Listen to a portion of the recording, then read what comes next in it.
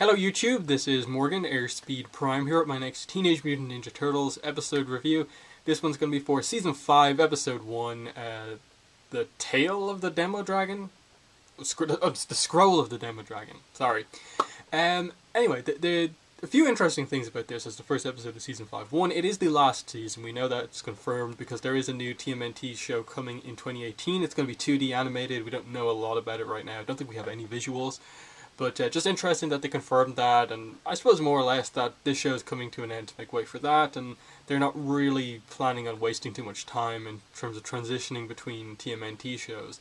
I doubt it will be a continuation. I would assume this will probably be a reboot of sorts, just kind of, in general, telling the same stories again. So it'll be interesting to see what approach they take to that.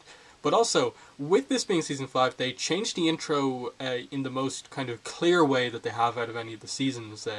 New music, completely new visuals.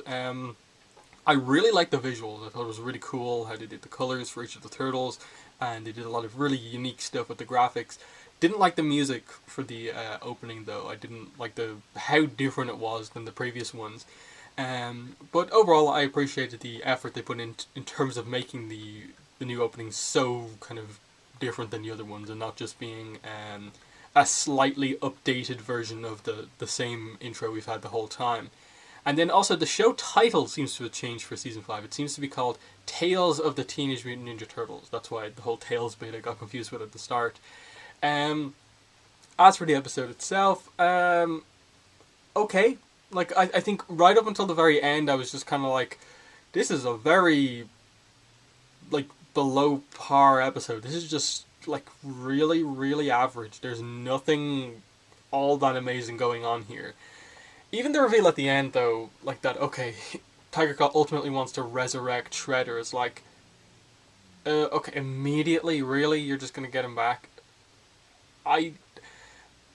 In some ways, because I didn't like all that much the final fight between Leo and the Shredder, I wouldn't mind Shredder coming back so we can get a big final fight that to me better represents what the show is actually about and is just overall gets that fight across better. But I feel it's also way too soon after what just happened to do it. But also, I feel that Shredder could end up being the only real villain of note in this entire kind of series. So I'm kind of conflicted on it, in that I feel like Shredder to me is the only thing that's going to add kind of big impact to the final season, but it also would be way too soon to do it. As for like the rest of the episode, okay, they continue to have Leo be able to see kind of visions of Splinter, who is kind of guiding him in his new role as leader. I did not like, and I don't like where they seem to be going with Leonardo's character arc, in that he's struggling with being a leader. And my question ultimately is, what has changed? Why is this any different than the struggles Leonardo had in like Season 1 with his leadership? With regards to the other turtles kind of, thinking maybe he's not the best leader and all that sort of stuff. Now he is the leader and there's no real issue, and now he's having problems? Like, I don't feel any of this is necessarily related to the fact that he is now the sensei as such. The questions that everyone else was asking of Leo were just what they would have expected of him as a leader in any of the previous seasons. Like, what's the plan? How are we going to tackle this? And he's like, here's the plan. What's next? In terms of, like, we were just defeated here, what's next? And he gives the orders. Like, what are they going for here? Like, I think there's a way to do something like this, where, like, you have him struggle with the fact that now he's not just the leader of the team and can ultimately always go back to, like, Splinter for advice. He now has to be the kind of the one with the wisdom who helps them at this moment. And I'm not sure if that's the direction they're necessarily taking this in that I question how they're going to do the dynamic where, like, Raph is going to come to Leonardo looking for, like, training or wisdom, or any of the other ones, because he feels like too much a teammate of them as opposed to, like, a level above them in terms of just the kind of rankings, I suppose. So they're in a weird position there, and that plus the fact that in general the Turtles don't have character arcs in this entire show just creates a problem in that these characters just feel very the same, very stale, that there's nothing going on. I'm excited to see what they do with regards to the fact that Leonardo's swords were broken, in that clearly means he's going to have to get new ones, ones that I assume are going to have the power to like cut through the kind of dark foot clan people, the cultists, and also be able to harm the Demodragons. But I'm not entirely sure what the full direction is that they're taking things in.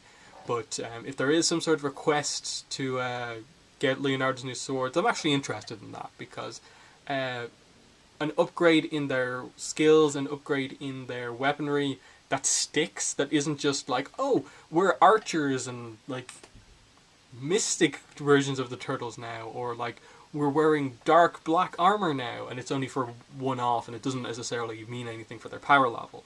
If they actually get, like, to a degree, notable, like, legendary versions of their weapons that actually, like, can hurt the high level minions of darkness or whatever, that could be an actually really interesting thing to have, like, an episode in this season that focuses on, like, Leo getting these 2 legendary katanas, Raph getting these legendary sais, Donatello getting the legendary, like, bow staff or Naginata, whatever way you want to call it, and Mikey getting, like, new nunchucks or something like that. That, to me, could be a cool way to do it, because you link them into their weapon, why they have that weapon, and why they chose it above any other weapon they could have used, and now they have this kind of ultimate version that's not going to break, and they can do what they need to with. Other than that, I like the little shot we got of the Turtles and Splinter when the Turtles were like, it looks like they were like 5 or 6 or something like that. So they're tall enough, but like they're still very young, and it was nice to see they had the masks at that point in time, and it was just a really nice kind of little family moment, very kind of cute to see. But as for the Demodragon plot itself, and Tiger Claw leading these cultist Foot Clan members to resurrect Cavaxis, the Demodragon, I'm like, okay, he seems to be a really, really high level threat in terms of, like, he's not of this world, he's not of this reality, so he's not affected by things in the same way. He seems to have this kind of cosmic level kind of power where, like, their swords just, like, break off him, as we saw with Leonardo, and they just seem, like, completely powerless against him. April can hold back his attacks a little bit, but she can't actually fight back against him with her powers. So are we going to see April, like, get a power boost with regards to her own powers? Maybe her in control herself, being able to do stuff that she could do with the Soul Gem, and maybe that can have an impact on Cavaxis. But in general, I have a feeling we may be going down a sort of like enchanted weapon kind of path of the whole idea of like light and darkness, and they're going to get like weapons that are like imbued with light or something like that. But how exactly they go about doing that, I'm not entirely sure. Because like the next episode, I think, is focused on Karai, and then like I said, episode 4 seems to be where we return to the Cavaxis plot. So maybe we'll get a training mission in there somewhere. Who knows? Tiger Claw leading, and I suppose his mission to get Shredder back, and him wanting a wish from the Demodragon.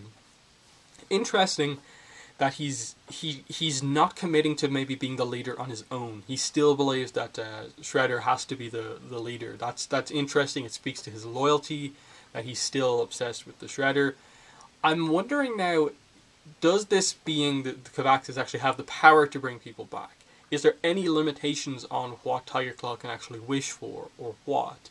In that I have a feeling, just based on how quickly they did it, there's something up here with regards to the seal, in that I have a feeling Cavaxis maybe sort of has to obey Tiger Claw, but doesn't really have to. He's maybe playing along with him to see where this goes, and he's going to use this and eventually betray Tiger Claw at some point to break free. That's maybe to a degree the only thing keeping Cavaxis in check right now is that like amulet seal thing, and the second that goes away, Cavaxis is in like trouble.